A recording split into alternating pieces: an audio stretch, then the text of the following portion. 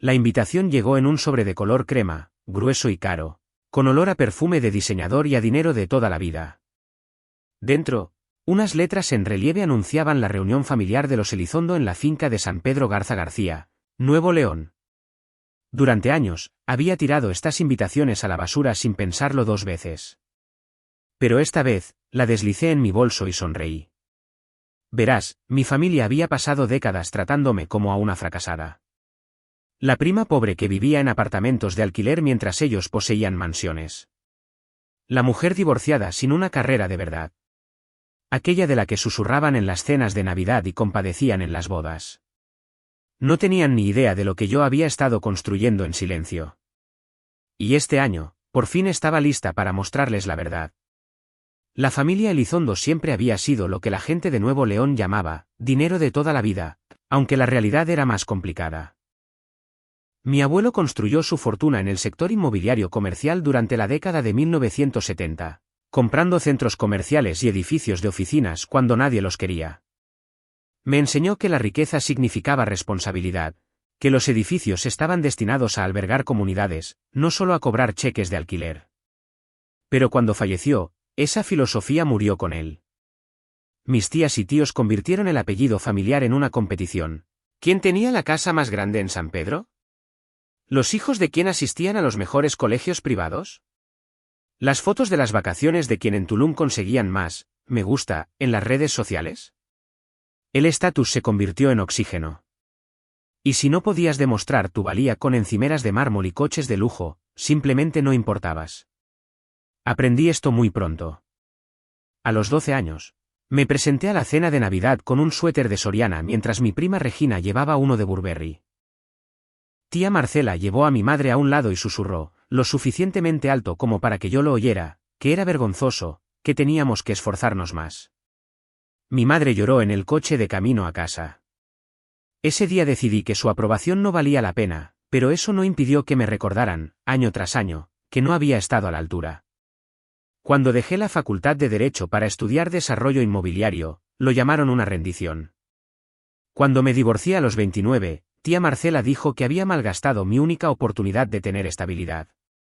Cuando decidí alquilar un pequeño apartamento de 2 dormitorios en Santa Catarina en lugar de comprar una casa que no podía permitirme, tío Gerardo bromeó en Navidad con que sería una inquilina para siempre.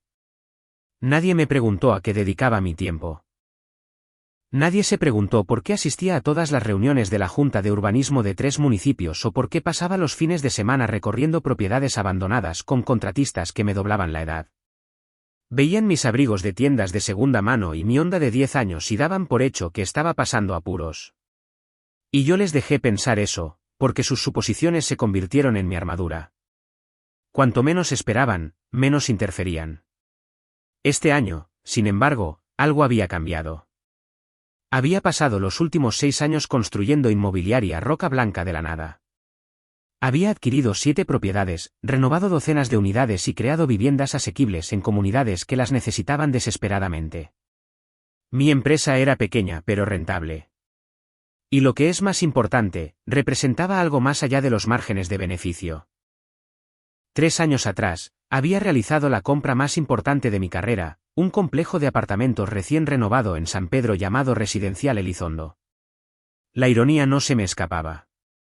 El edificio se encontraba a solo 2 kilómetros de la finca familiar, una hermosa estructura de ladrillo con 24 unidades, fontanería actualizada, ventanas de bajo consumo y un alquiler estabilizado por debajo del precio de mercado. Lo había comprado discretamente a través de mi sociedad limitada durante la pandemia, cuando el anterior propietario necesitaba vender rápido. Lo había invertido todo en convertirlo en un lugar donde la gente pudiera permitirse vivir con dignidad. Lo que no había publicitado, lo que nadie en mi familia sabía, era que 6 de esas unidades estaban ocupadas por los Elizondo. Tía Marcela y tío Gerardo se mudaron allí después de que la inversión de él fracasara. Regina se mudó después de que la empresa tecnológica de su marido se hundiera.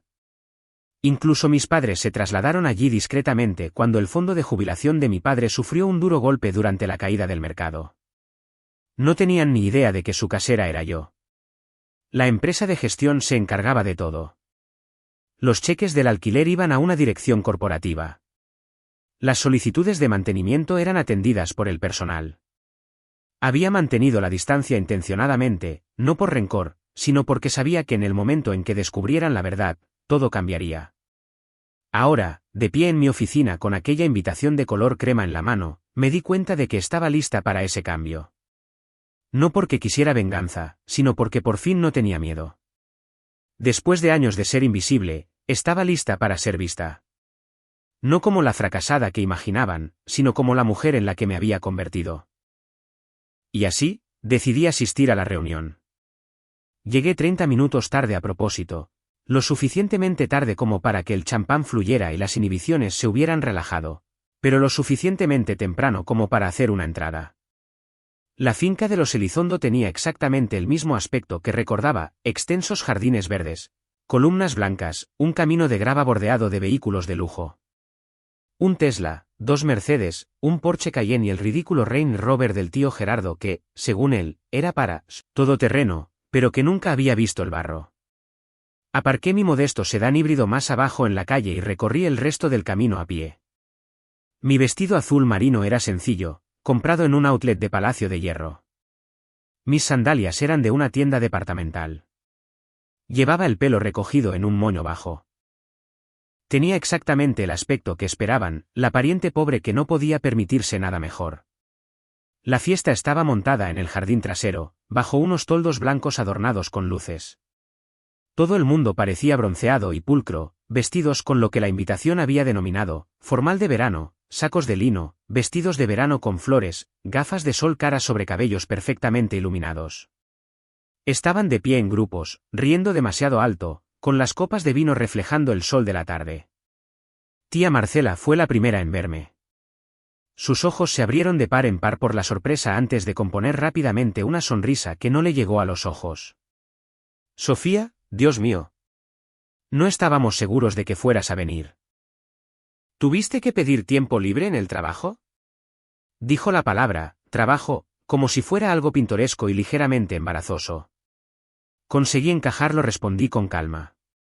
¿Sigues con eso de la consultoría?, preguntó, agitando la mano vagamente, con los diamantes brillando en su muñeca. Sigo en ello, confirmé. No mencioné inmobiliaria Roca Blanca. Todavía no. El tío Gerardo levantó su copa cuando pasé por su lado. Mirad quién ha decidido finalmente unirse a la familia. Pensábamos que tal vez nos tenías alergia, Sofía. Solo quería asegurarme de que de verdad se me echaba de menos, dije con ligereza. El juicio estaba en todas partes. Sutil pero inconfundible. Ojos escudriñando mi atuendo de la cabeza a los pies. Comentarios susurrados tras manos abecadas. El mismo baile que habíamos hecho durante décadas. Yo era el caso de Caridad. El cuento con moraleja. El ejemplo de lo que ocurría cuando no te casabas bien o no seguías el modelo familiar. Nos sentamos a almorzar en largas mesas de picnic cubiertas con manteles de lino blanco. Los camareros trajeron salmón a la parrilla, ensaladas de rúcula y botellas de Sauvignon Blanc que probablemente costaban más de lo que solía ser mi presupuesto mensual para la compra. La conversación fluía fácilmente a mi alrededor, historias sobre casas de vacaciones, solicitudes para colegios privados y carteras de acciones. Entonces Regina se inclinó hacia mí. Mi prima siempre había sido la más guapa, la más segura de sí misma, la niña de oro que no podía hacer nada mal. Hacía poco que había cerrado la compra de una casa de estilo colonial de 4 dormitorios en las afueras y no había dejado de hablar de ello en las redes sociales durante 3 meses. ¿Y bien?, Sofía dijo, con la voz rebosante de una falsa dulzura. ¿Todavía sigues de alquiler? La mesa se silenció ligeramente. Algunas cabezas se giraron. Sí, dije simplemente, tomando un sorbo de té helado. Alguien se rió. ¿Tienes, qué, 35 años ya? ¿No crees que es hora de dejar de tirar el dinero y empezar a generar algo de patrimonio? Regina se ajustó su pulsera de diamantes, un regalo de su suegra.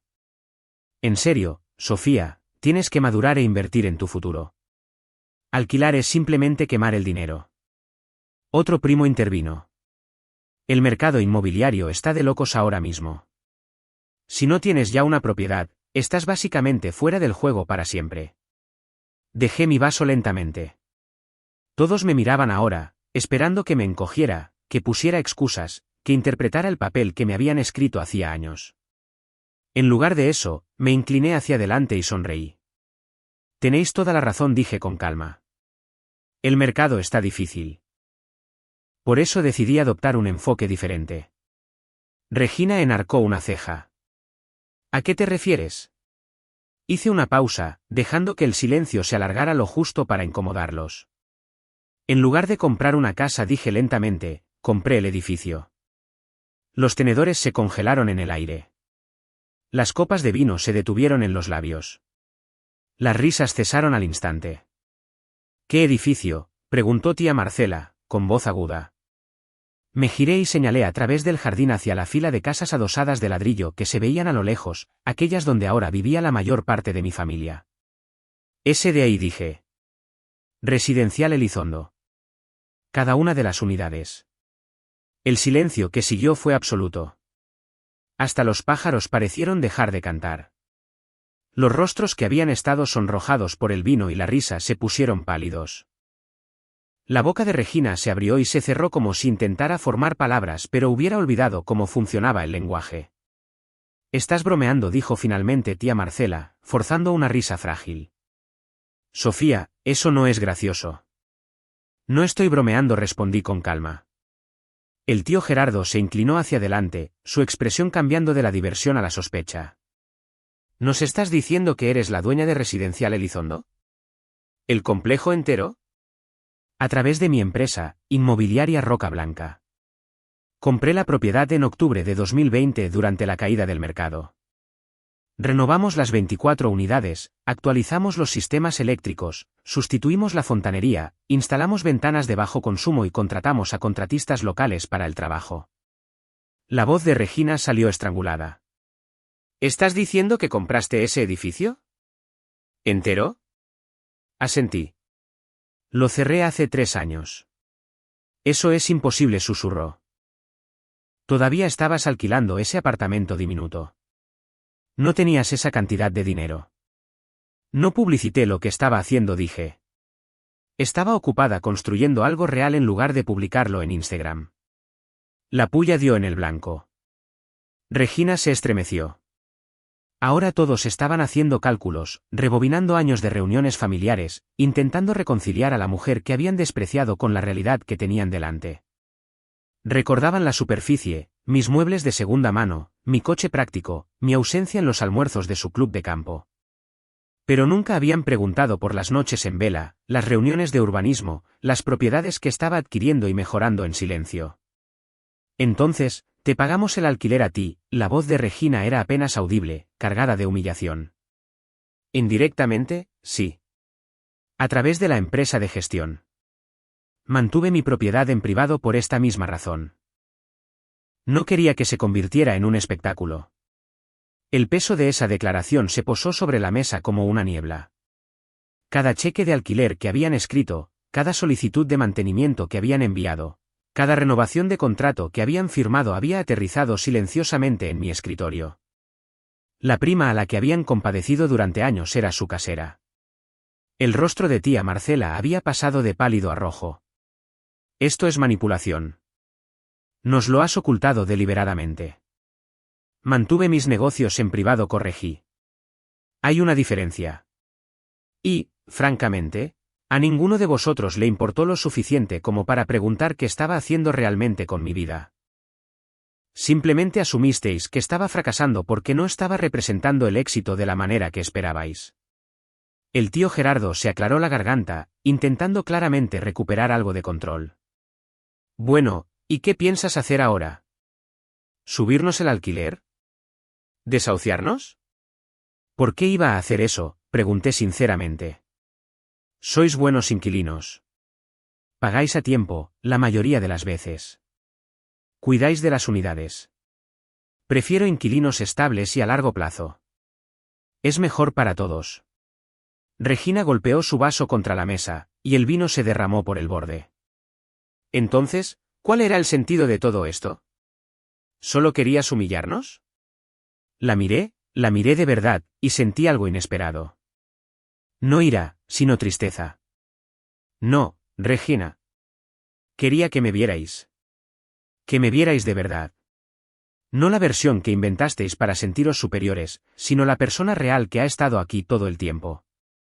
Nadie supo qué decir. Por una vez en sus vidas, los Elizondos se quedaron sin palabras.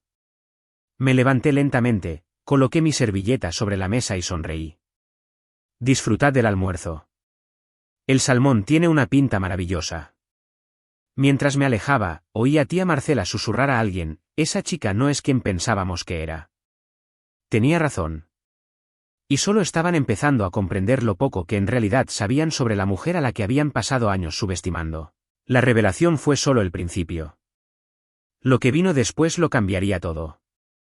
No dormí bien esa noche. Después de dejar la reunión, conduje por el camino más largo a casa, con las ventanillas bajadas, dejando que el aire de verano me despejara la cabeza. Cuando finalmente entré en mi apartamento, me senté en la pequeña mesa de mi cocina y saqué un viejo diario que guardaba en un cajón.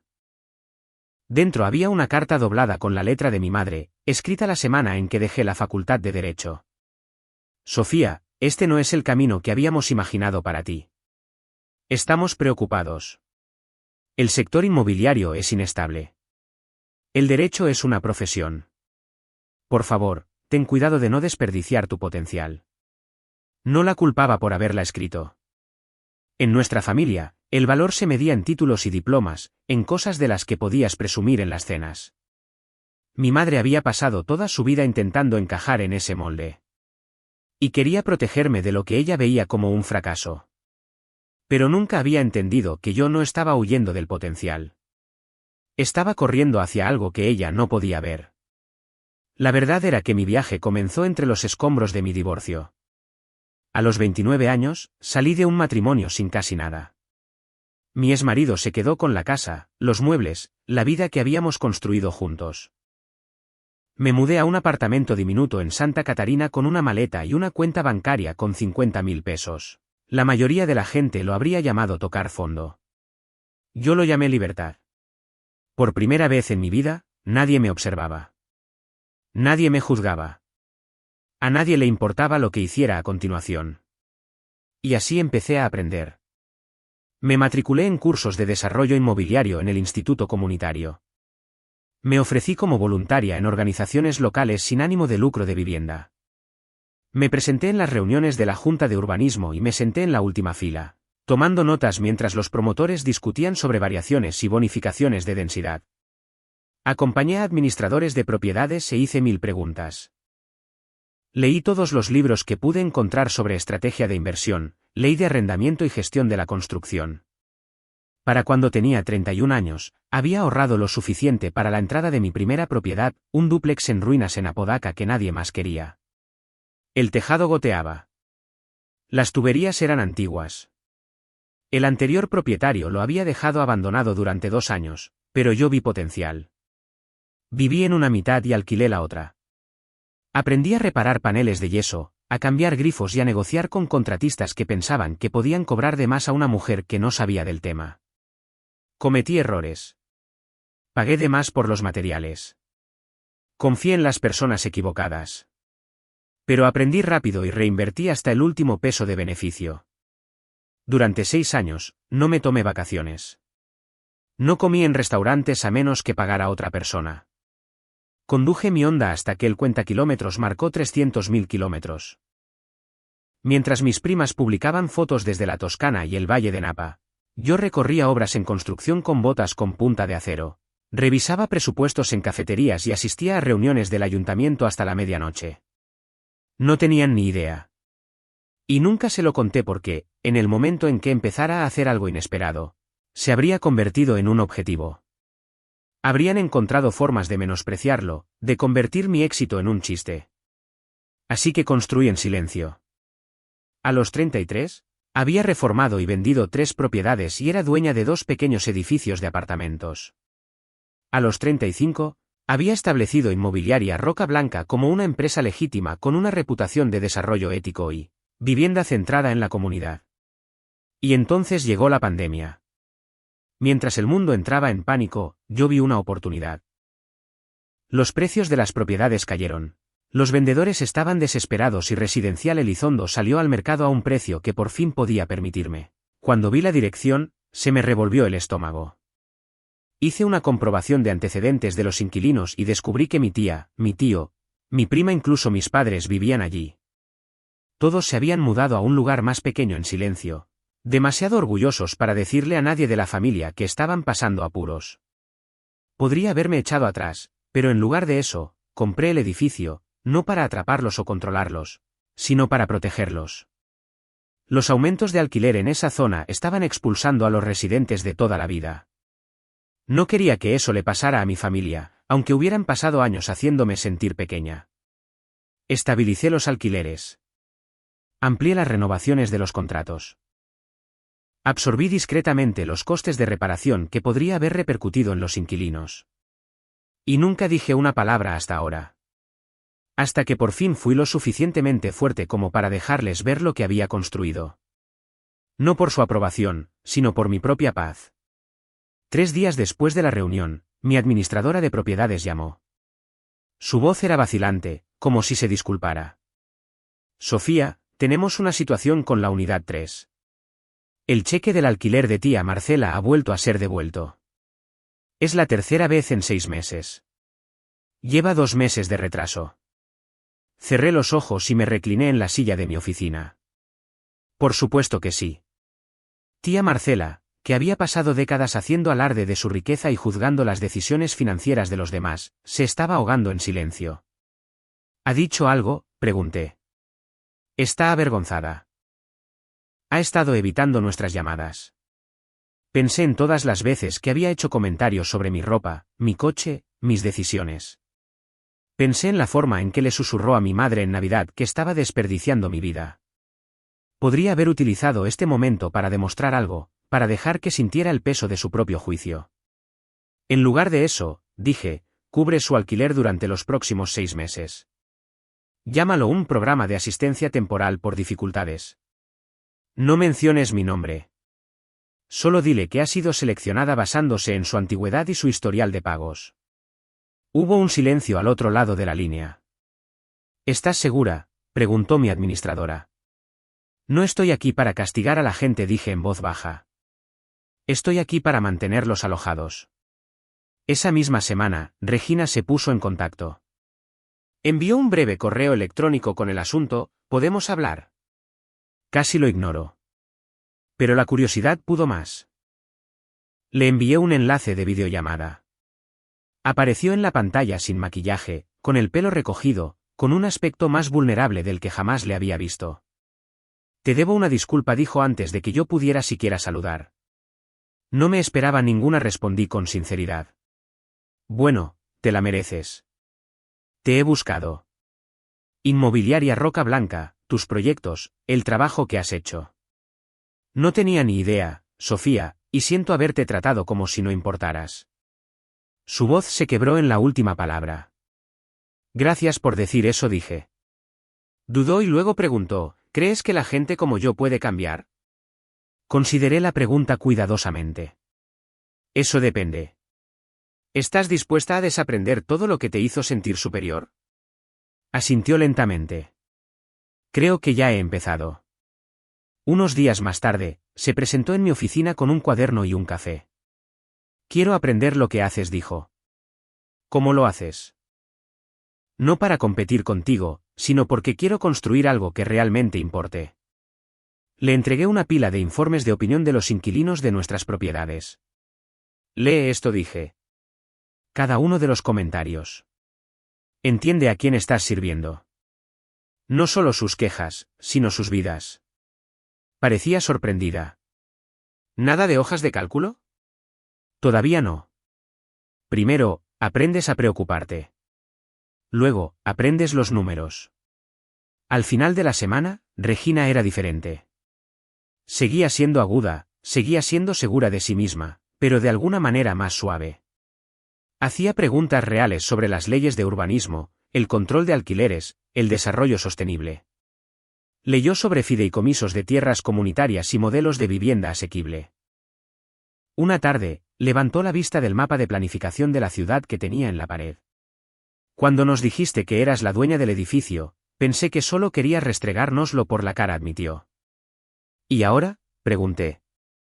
Ahora veo que nos has estado protegiendo todo este tiempo, incluso cuando no lo merecíamos. No respondí. Algunas verdades no necesitan confirmación. Solo necesitan espacio para asentarse. 2 semanas después, recibí una invitación para hablar en un foro de desarrollo de la ciudad sobre crecimiento urbano ético. Querían que alguien hablara sobre empresas lideradas por mujeres que invierten en viviendas inclusivas. Por primera vez, mi nombre no estaría oculto tras una sociedad limitada. Estaría en el centro de todo. Casi la rechazo. Años de moverme en silencio habían hecho que la visibilidad pareciera peligrosa. Pero otra parte de mí, la parte que solía sentarse en la mesa de los niños mientras mis primas se reían, estaba lista. El día del foro, llevé un vestido azul marino y mis zapatos planos desgastados favoritos. No porque no pudiera permitirme algo mejor, sino porque ya no necesitaba demostrar nada. Hablé durante 15 minutos sobre construir comunidades, no solo cobrar alquileres, sobre proteger a los inquilinos en lugar de maximizar los beneficios, sobre el legado frente a la riqueza. El aplauso fue cálido y genuino. Después, alguien de la oficina del alcalde se me acercó. Nos gustaría trabajar contigo, dijo. La ciudad necesita más promotores que realmente se preocupen por la gente. Cuando llegué a casa esa noche, había una carta esperándome en el umbral, escrita a mano, con la escritura en bucles de mi madre. Sofía, he visto la grabación de tu charla esta noche. He llorado a la mitad. Ahora me doy cuenta de que no solo te subestimé. No te vi. No de verdad.